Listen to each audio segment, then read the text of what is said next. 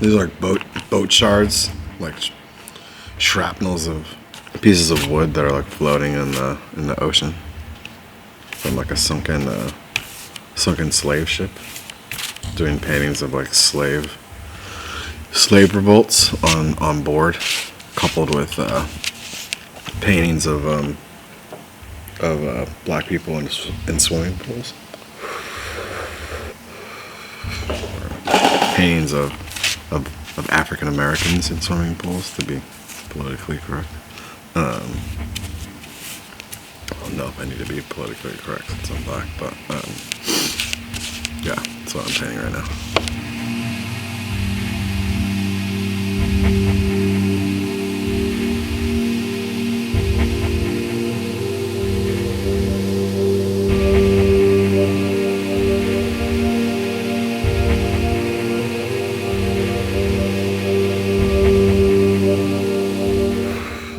Usually, laughter is like the main one, I would say, and then I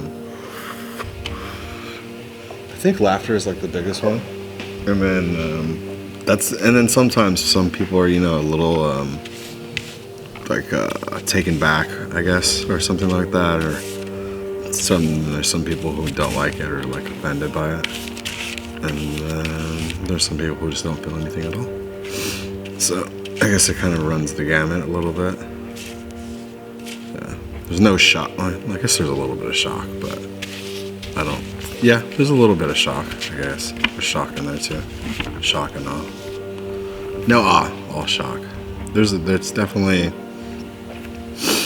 satirical in like the subject matter and like the approach of how I make the work. That makes sense. Like the work is dealing with off and on serious subjects, and the work is done in like kind of like a playful, naive, childlike manner. So there's that kind of conversation between like heavy and light of using a cartoon to talk about race.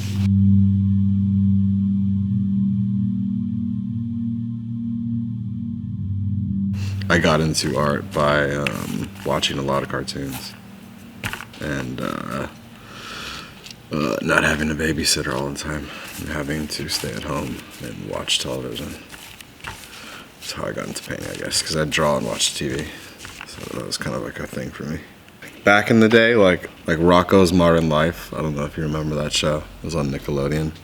When I was really young, I was really into like Johnny Quest and like all the stuff on like Cartoon Network and shit. It's like a big Daffy Duck fan.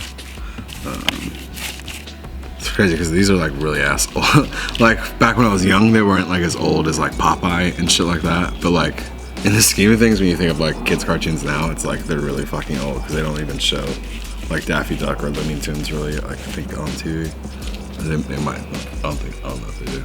And then like anything on Nickelodeon, like Ren and Stimpy was like a big influence, and then like Beavis and Butthead early on was like really big, and then I don't know, I watched like a lot of like Tales from the Crypt and shit like that. I was really into.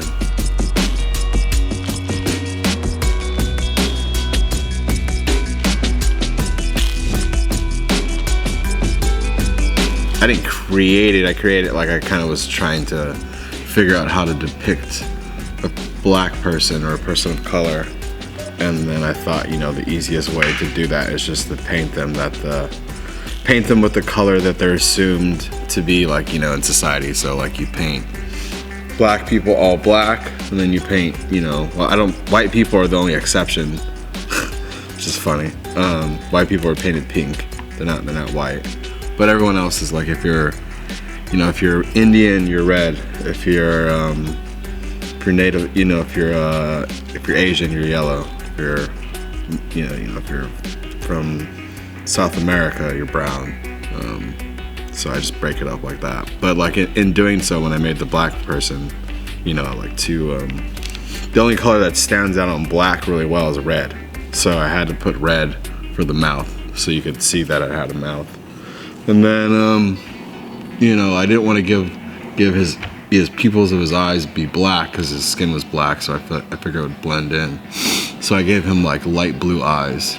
And, you know, as you know, most black people don't have light blue eyes.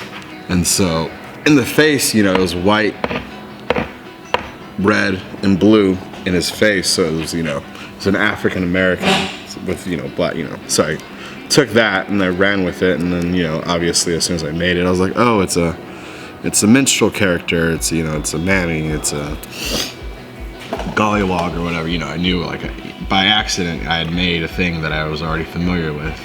You know, some people are educated about, some people know blackface, some people don't know it, some people have a relationship with it, some people don't, some people hate it, some people don't know the backstory, some people do, some people collect it. So, you know, everyone has a relationship with it, which is great. It's something I don't have to establish with each viewer. So I went ahead and used it, and just like how I use the word like nigga a lot, and, you know, there's a little bit of, you know, talk about should you use the word, since, you know, like we should maybe not say it, but I think it's something that's part of, like, you know, my history and like a lot of other people's history, and so to abandon that, or to like to not use it as part of like part of my reference of, like, since I have to talk about being black, I'm gonna do something that, you know, is entertaining to me, and like, so that's just part of the lexicon of the.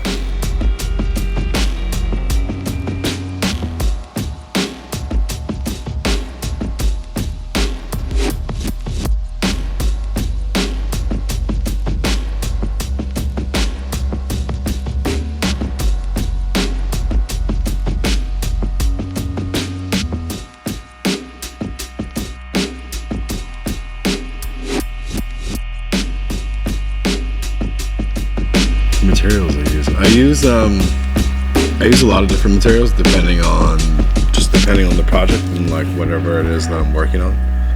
So there's always like a element of like some cut paper that's painted. So there's like always like watercolor paper that's been painted and like put down with like paint or some type of adhesive. That's always like a main contributor in the work. And there's either oil paint or acrylic, you know, used to paint the surrounding parts of the picture. A main staple is just, you know, painted watercolor paper put onto another like substrate or surface.